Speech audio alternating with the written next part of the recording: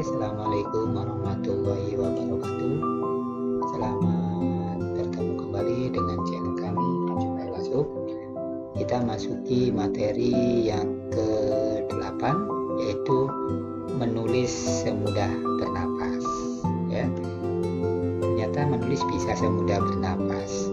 Maka dari itu, untuk bisa melaksanakan menulis semudah bernapas, terlebih dahulu kita harus mengetahui 3 pekerjaan yang berbeda di dalam dunia tulis menulis. Yang pertama ada yang disebut dengan menulis, yang kedua ada yang disebut dengan mengedit, dan yang ketiga adalah pekerjaan mempublikasikan. Nah, ini 3 pekerjaan ini tidak boleh digabungkan dalam satu pekerjaan. Artinya nanti ada yang menulis sendiri, mengedit sendiri, dan mempublikasikan sendiri. Bisa dilakukan oleh 3 orang, bisa dilakukan oleh 2 orang, ataupun bisa dilakukan oleh 1 orang. Tergantung nanti kemampuan tiap-tiap orang. Nah, agar kita menulis semudah bernapas, tentunya harus kita pahami, pisahkan aktivitas menulis dengan mengedit. Seperti tadi disampaikan, ada pekerjaan menulis, ada pekerjaan mengedit. Yang banyak terlaku di masyarakat atau orang yang bernulis biasanya menulis sambil mengedit, sehingga dia kebingungan. Baru menulis 3 baris, diedit lagi. Itulah yang membuat tulisan kita tidak selesai-selesai. Bukankah ketika kita bernapas itu tidak kita hitung dalam 1 menit harus berapa sedotan, atau berapa kali hisapan, atau berapa kali dikeluarkan? Nah, inilah kita bernapas seperti biasa aja. Begitu juga di dalam kita menulis, kita terus menulis saja. Jangan sampai kita memikirkan salah, benar, tanda bacanya benar, kosakatanya benar atau salah, ada typo atau lain sebagainya. Yang penting terus menulis, terus saja. Untuk urusan nanti belakang, untuk editnya dan lainnya itu urusan belakang. Yang penting kita nulis saja. Jadi ketika kita menulis terus menerus, maka kita akan mengalir semudah bernapas. Nah, untuk memulai menulis semudah bernapas, ambil salah satu tema atau topik berikut. Yang pertama adalah menceritakan kegiatan kemarin. Kenapa? Kegiatan kemarin tentunya masih kita sangat ingat, lekat di dalam benak kita. Kita tulis saja. Dari bangun tidur, kemudian mandi, setelah mandi sholat subuh, setelah sholat subuh sarapan, setelah sarapan olahraga, setelah olahraga, dan seterusnya sampai kita kembali kepada tempat tidur lagi. Itu yang harus kita tulis, dan tentunya kita ingat-ingat dahulu sebelum kita mau menulisnya. Kemudian topik yang kedua, rencana kegiatan besok. Kalau tadi adalah kerjaan yang sudah dilakukan, yang ini adalah kerjaan yang belum kita lakukan. Tentunya setiap manusia punya rencana untuk kegiatan besok.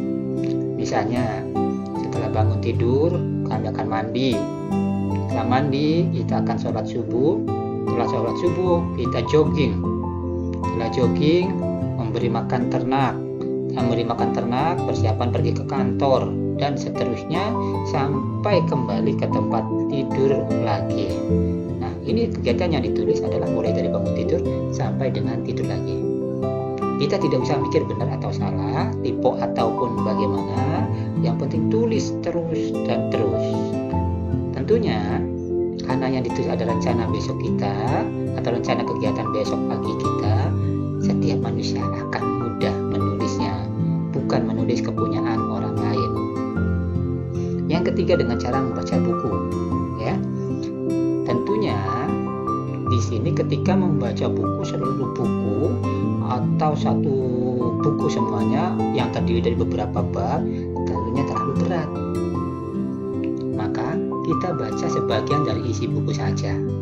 Kemudian tulis ulang atau diringkas ringkasannya dengan bahasa kita sendiri.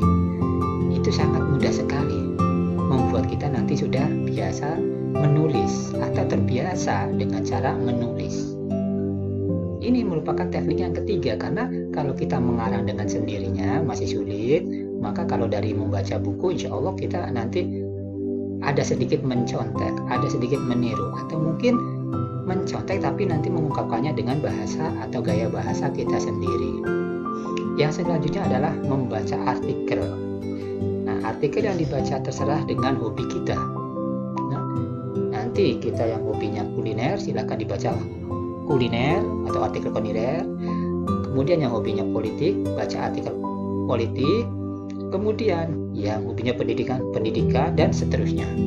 Setelah baca ya sampai selesai, kemudian tulis kembali maksud dari isinya, dan tidak harus sama persis gaya bahasa atau titik komanya. Yang penting tidak keluar dari konteks artikel tersebut.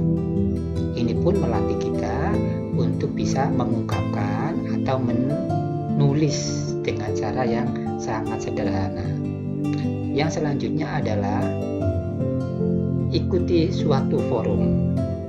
Banyak sekali forum itu ya, baik nanti forum pengajian, forum seminar, forum diskusi, yang penting forum apa saja. Setelah mengikuti forum, kita mendengarkan apa yang dibicarakan di dalam forum, tulis poin-poin dari yang dibicarakan di forum tersebut. Terserah menggunakan bahasa kita, terserah alur kita sendiri ya. Yang selanjutnya adalah mendengarkan cerita. Ini mendengarkan cerita boleh dilakukan 2 orang, atau misalnya seperti suami dengan istri, atau kebalikannya, atau semua anggota keluarga. Di antara anggota keluarga bercerita dan kita mendengarkan, kemudian menulis semua dari isi cerita tersebut ya. Karena biasanya banyak sekali orang yang belum terbiasa menulis, punya sederet cerita tetapi belum bisa mengungkapkan di dalam sebuah tulisan. Nah, kita mendengarkan, kemudian tulis kembali isi dari cerita tersebut. Yang selanjutnya adalah menonton film. Ini khususnya bagi orang yang hobi film, bukan sinetron loh. Kalau sinetron nanti terlalu panjang sekali. Kita menonton film, terutama film-film kesukaan kita. Dari awal kita perhatikan jalan ceritanya, tokoh-tokohnya, mungkin adegan-adegan yang menegangkan atau yang menyedihkan, kita tulis ya. Kita selesai, barulah kita selesai kita ungkapkan isi dari film tersebut ke dalam sebuah tulisan. Yang selanjutnya adalah menulis riwayat hidup sendiri atau riwayat hidup orang lain. Tentunya ini sangat gampang sekali. Ketika kecil saya dilahirkan di sebuah ketika kecil sering bermain-main di sawah, kemudian mempunyai teman yang namanya A dan B dan C. Waktu kelas 3 kami tidak naik kelas karena sering membolos. Pak guru datang dan seterusnya, kita ceritakan sampai dengan saat ini. Boleh juga kita menuliskan riwayat hidup orang lain ya. Silakan kita belajar dari sini. Kita tidak usah takut salah, wah ada yang terlewat, enggak apa-apa. Yang penting kita belajar menulis dulu sampai selesai. Nah, ini yang sangat unik nih. Menulis kisah pertemuan pertama dengan pasangan. Tentunya yang suami istri ya. Ini insya Allah tidak akan pernah terlupakan. Jadi semua orang yang suami istri pasti ada kenangan pertama kali ketemu pertama. Misalnya ketemu pertama kali kenalan, saling move on di bis kota, atau mungkin ketika menonton bioskop, atau mungkin ketika ospek bagi mahasiswa, atau yang lain-lainnya. Kita tulis pertama kali move on di bis, ketika kami mau jatuh ditolong oleh seorang laki-laki itu yang sangat tampan, membuat saya sangat mengaguminya dan tak sengaja dan seterusnya. Itu diceritakan sampai panjang sampai akhirnya ada menjadi seorang pasangan yang sah ya. Kemudian menulis kesulitan dalam menulis. Ini cara yang selanjutnya ya. Kalau sulit semua, tulis aja kesulitan Anda. Saya sulit dalam menulis itu adalah untuk memulainya. Saya tidak bisa menulis karena tidak mempunyai bahan. Saya tidak bisa menulis karena menyambung kata-katanya sulit dan seterusnya. Akhirnya dengan begitu ternyata Anda adalah sedang belajar menulis, ungkapkan aja ya. Yang terakhir ada metode namanya BRT, bicara, rekam, dan transkrip. Ini metode yang paling terakhir ya. Misalnya Anda kesulitan, direkam sendiri ya, bicara sendiri, direkam, kemudian ditranskrip atau ditulis ulang. Ini yang paling mentok ketika Anda memang benar-benar tidak bisa semua. Lah, inilah yang disebut dengan menulis semudah bernapas. Nah, dengan menggunakan tema-tema yang mungkin bisa Anda lalui atau mungkin bisa Anda lakukan secara mudah, baik oleh diri sendiri atau bersama orang lain dimanapun berada. Terima kasih. Tunggu materi berikutnya, yaitu menulis dengan emosi. Terima kasih. Wassalamualaikum